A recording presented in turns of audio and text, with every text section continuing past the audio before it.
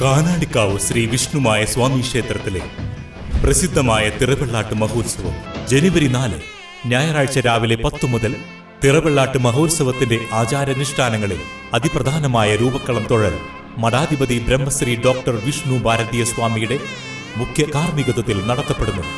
രൂപക്കള ദർശനം പരമപുണ്യം, രൂപക്കള സ്പർശനം പാപമോചനം, രൂപക്കള സമർപ്പണം ത്രികാലദോഷമോചനം.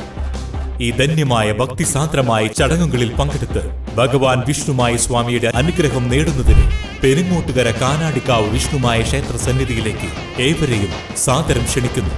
മണലൂർ സ്നേഹാരാം സ്പെഷ്യൽ സ്കൂളിൽ നടത്തിയ ക്രിസ്തുമസ് ആഘോഷം വർണ്ണാഭമായി. Lions club second vice district governor KM Ashraf ആഘോഷ പരിപാടികൾ ഉദ്ഘാടനം ചെയ്തു.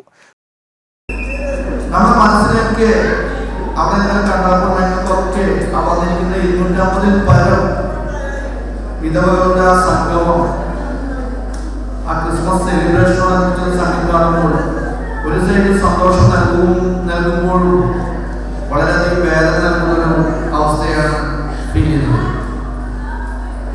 അത്രയ്ക്കും മനോഹരമായിട്ടുള്ള സെലിബ്രേഷനായിരുന്നു ഇന്നലെ വൈകുന്നേരം അറ്റൻഡ് ചെയ്യാനായിട്ട് സാധിച്ചത്.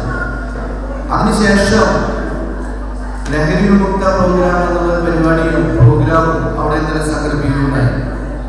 നമ്മുടെ സമൂഹത്തിൽ നമ്മളെല്ലാവരും വളരെ സന്തോഷത്തോടുകൂടി ജീവിക്കുന്നു. ചിലർ വളരെയധികം വേദനകൾ അനുഭവിക്കുന്നു. ചിലർ പല പ്രതിസന്ധികളെയും അതിജീവിച്ചുകൊണ്ട് നമ്മൾ മുന്നോട്ട് പോകുന്നു.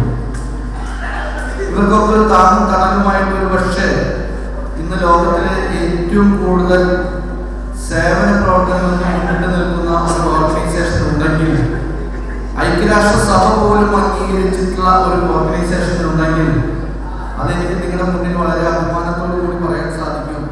അത് ലയൺസ് ക്ലബ് ഇന്റർനാഷണൽ ആണെന്നുള്ള.